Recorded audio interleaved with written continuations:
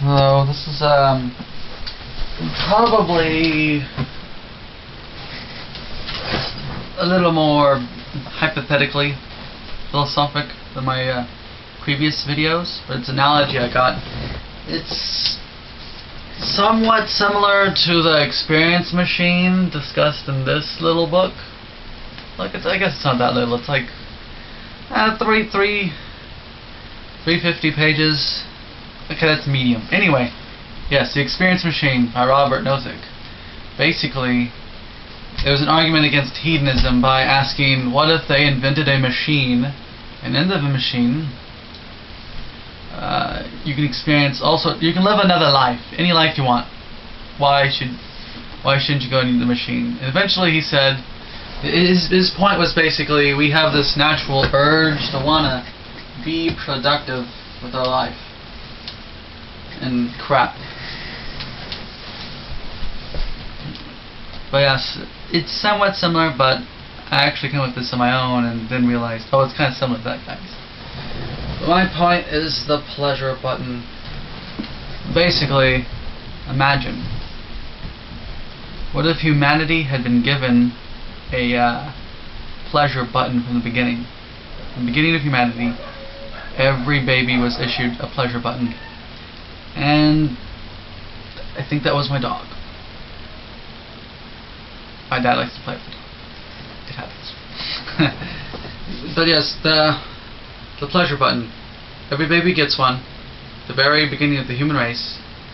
Would human civilization be built? Would we have gotten all that far? Would I be talking to you on this like, I mean, sometimes I take for granted the just incredible technology around me. I mean, this thing, it's a camera. Like, this is freaking magic. Who would have thought that one day we'll have this device where someone can record themselves speaking and then post it onto and put it to another magical device where other people can see the thing. It's pretty cool. Would this exist if babies from the beginning of the human race were issued the pleasure button? Oh, silly me, I forgot to tell you more about the pleasure button. Basically, imagine it to be this big, you carry it everywhere you go. And when you press it, you get massive amounts of pleasure. And the pleasure cycles. So if you get bored of one kind of pleasure, it cycles. So you never get bored of it. Now the implication is,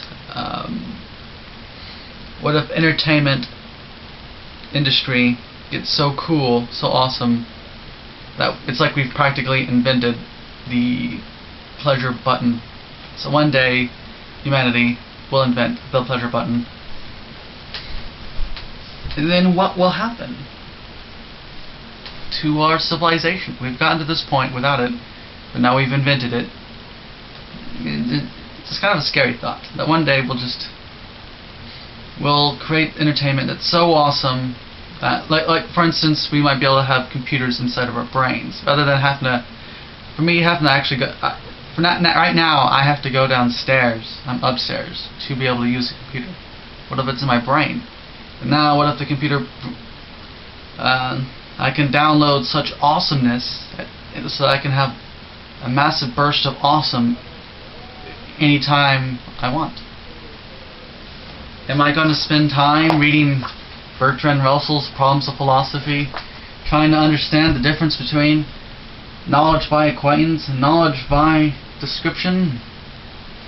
Am I really going to give it down?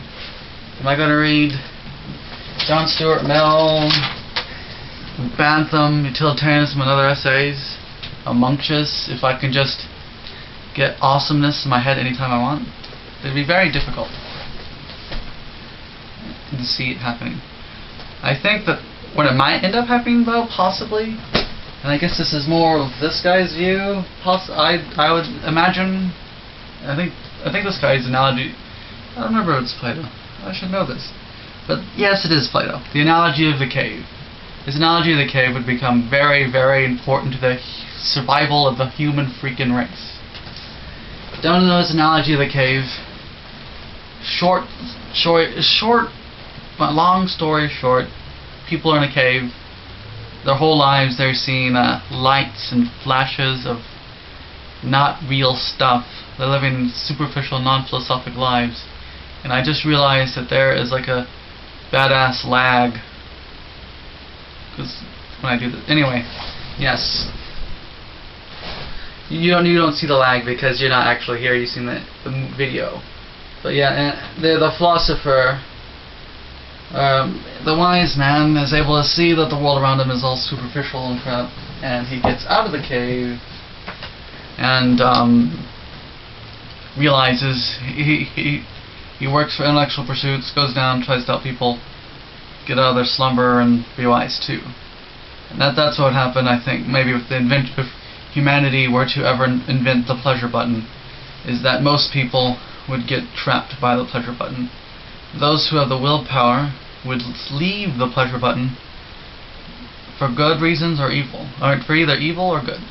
Those who are able to reject the pleasure button may use it for evil by taking advantage of the fact that human race is falling and the fact that they're able to control themselves enough. So psychopaths, because I can imagine, sometimes I get psychopaths and sociopaths confused, but psychopaths and sociopaths might be able to reject the pleasure button in order to gain control. Those who are able to reject the pleasure button for good might take up this guy. Let me see if I make sure I point to the right guy. John Stuart Mill's idea of differing views of pleasure, that the pleasure got from the pleasure button is false pleasure, and that true pleasure can only come from love, human interaction, intellectual debates and stuff, which is the exact opposite of the other guy in the book, Bantham, who, to be honest, I think Bantham would love the pleasure button. He'd be like, pleasure buttons everywhere for everyone. Pleasure button socialism. We will have equal access to the pleasure button. I think Bantham would love it. Mill would hate it. Well, I think Bantham might. I don't know if Bantham would like it, because you could argue that if the pleasure buttons were indestructible, Bantham would be like, hell yeah, and Mill would be like, hell no, because it's not true pleasure, true happiness. It's not. It's sort of, there's something false about it. But the good would also try to get people to, would probably try to stop the pleasure button's destruction of the human race. They would try to stop the fall of the human race.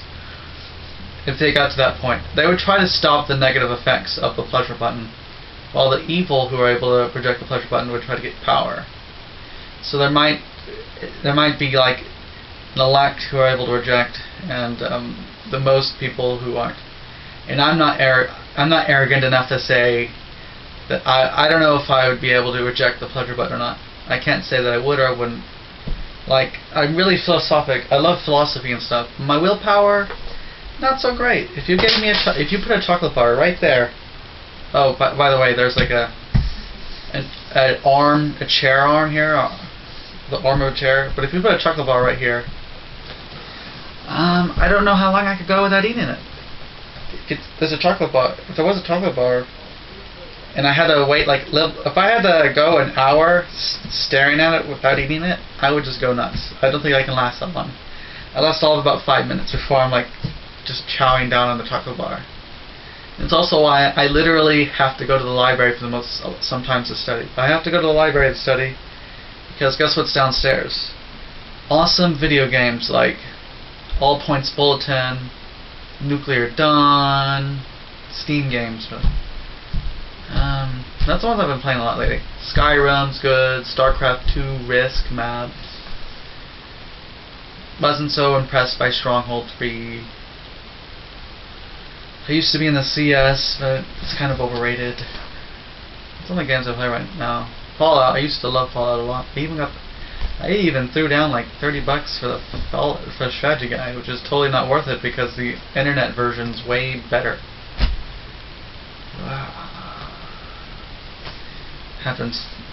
See, that's the power of the pleasure button. I was like on a tangent because the baby versions of the pleasure button are already being worked on, I don't think it'll be long before we have the pleasure button.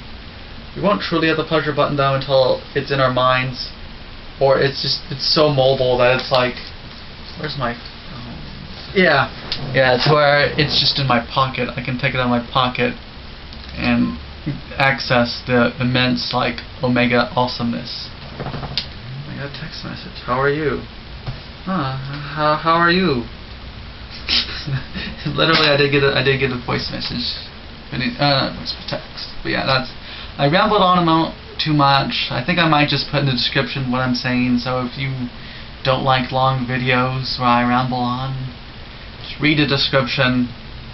Pleasure button. What if we invent it? And if we invent it, will it be the downfall of the human freaking race?